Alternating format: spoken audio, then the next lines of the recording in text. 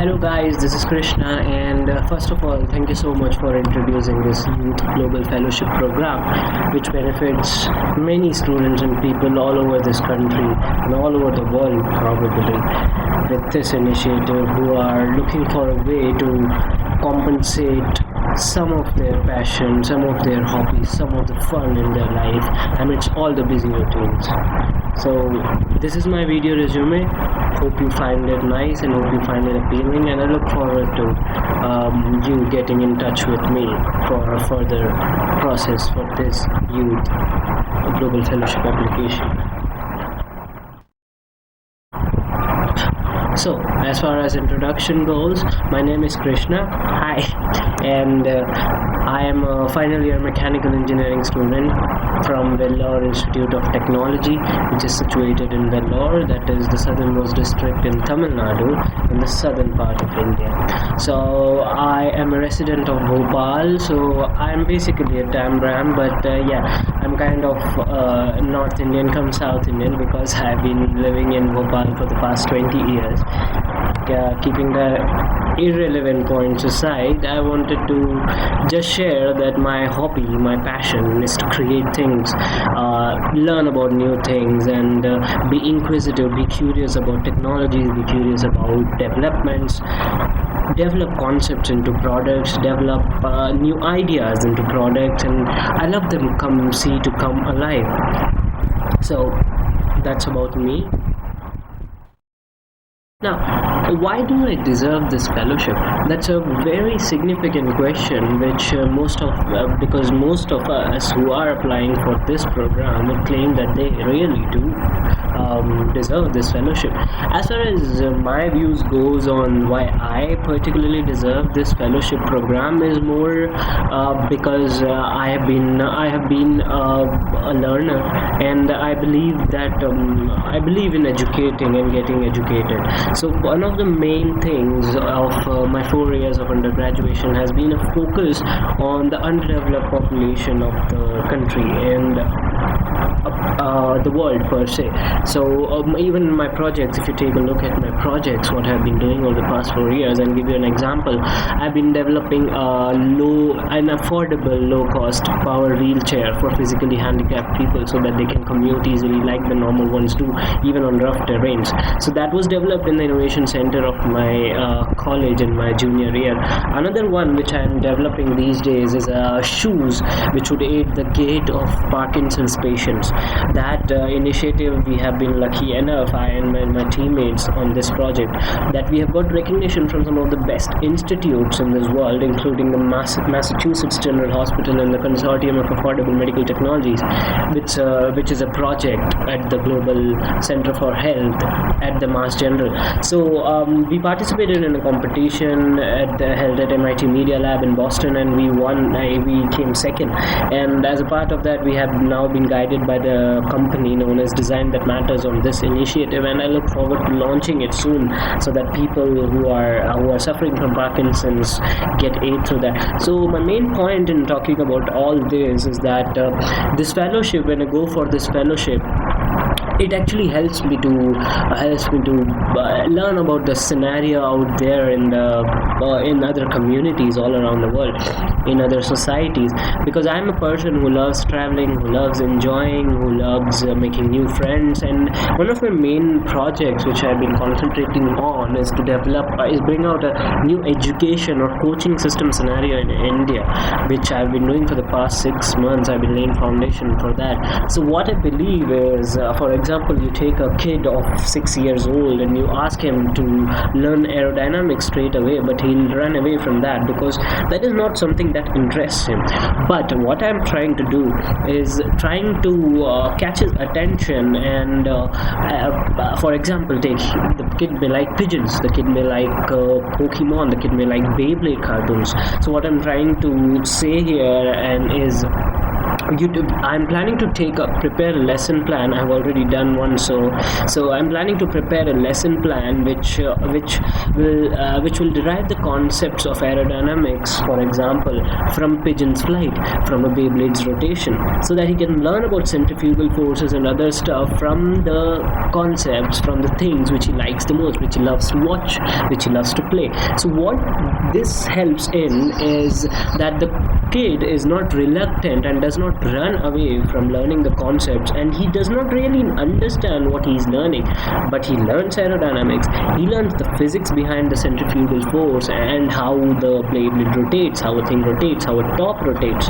So this is something which I'm trying to do, and during this AIESEC fellowship program, what I would be trying to do as one of the key lessons is to incorporate this and put it on a pilot project in whatever location I'm placed in, and try out whether this works successfully. I believe this will, but I want to try it personally and then develop it around that, because once this is successful, this generates a completely new model and sustainable model on which even parents, everyone can learn.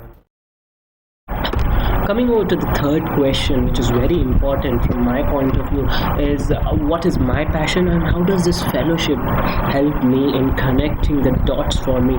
See, what I'm trying to do is, my passion, as I said, I love to create things, I love to educate and get educated, and that was one of the reasons when I used to take lessons on automobile engineering, that is my so-called field of interest and expertise. So what I tried to do is to get a bunch of students from an orphanage with the help of Make a Difference, which is an organization very well known in the country. So I take the group of kids who are students of 7th and 8th standards, and I take them and to give them lessons on that. I did that a few times and I really enjoyed it, and the kids too. So what I can understand from that about myself is that I'm good in making friends, I'm good in communicating, I'm good in my intellectual skills, and all that helps in how this fellowship goes. So this is my passion, to develop technologies for the communities which no one would care for, or very less people, I should say, will care for. So that is something I am more concerned about. So this fellowship, what it does is gives me a platform and takes me to that particular community where I can live, stay, communicate, develop for 1 year and bring out successful solution. As I said, it also helps me to test this model, and probably with the help of possibly with the help of AIESEC and organizations such as you guys, I can possibly spread this model, and we together can develop this model which can be taught throughout the country and throughout the world, I would say. So this is something which excites me, and that is why basically I'm looking forward to this fellowship. I am graduated now. I will be graduating in this fall. So my next career plan is to go for a MS or PhD from a reputed college outside, abroad, or even in India.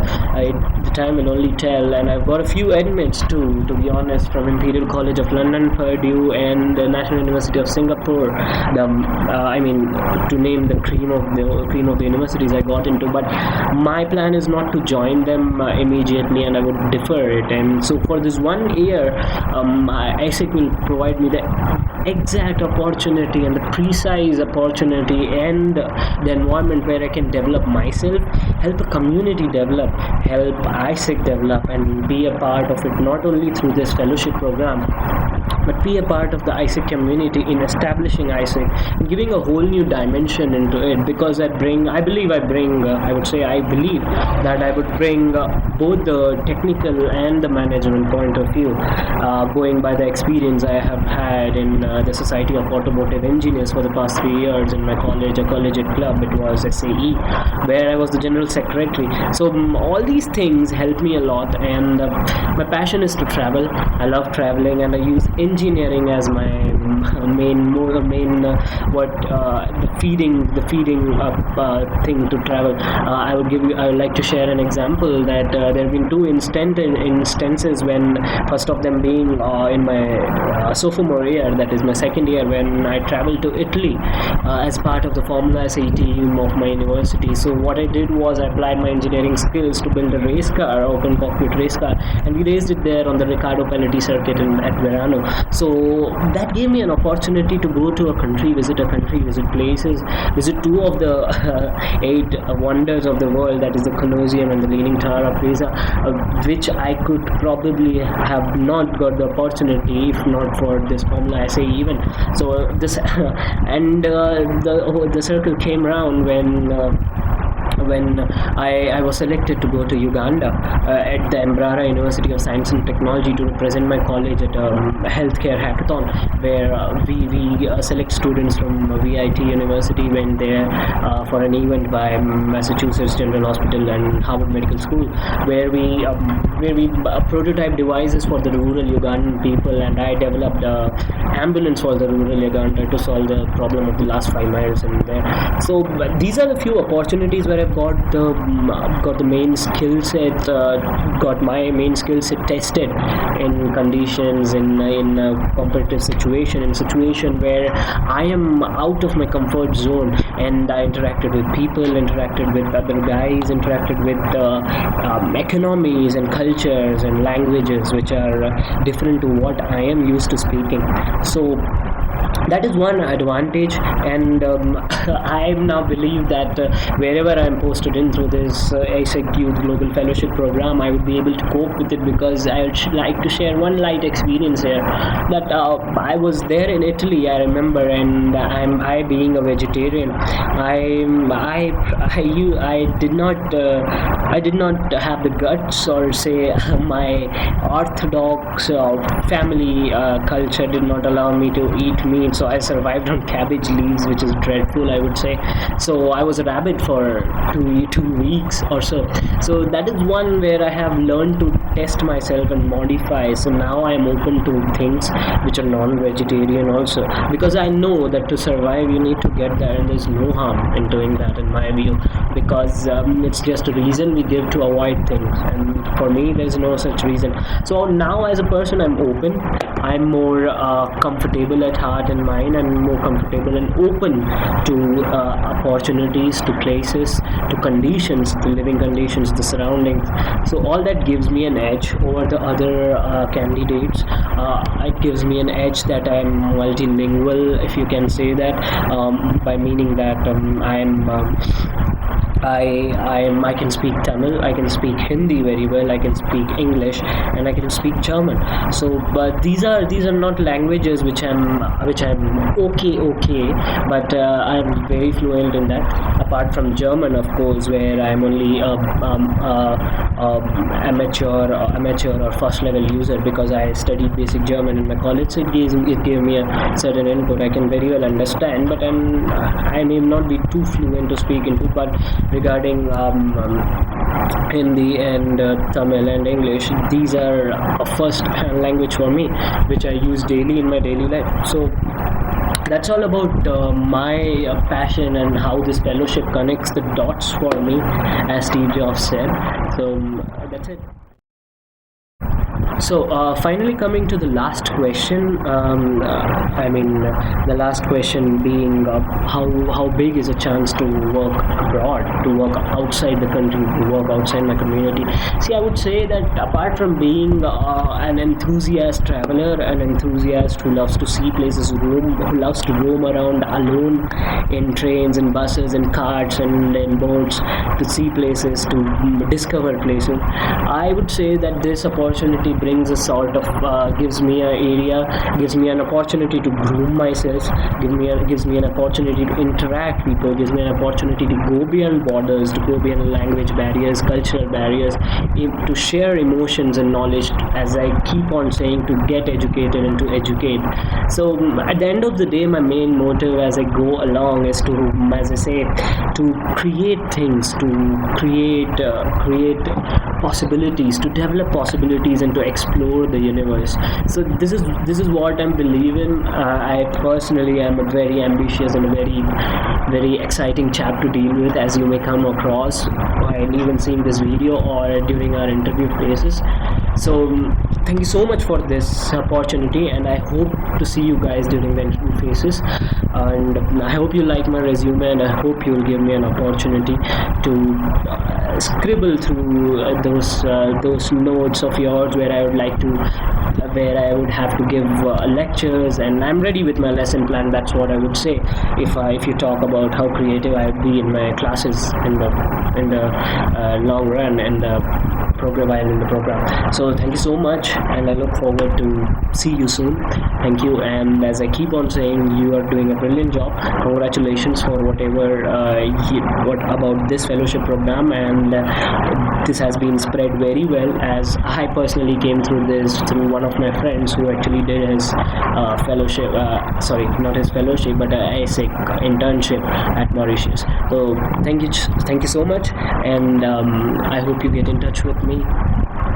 Cheerio.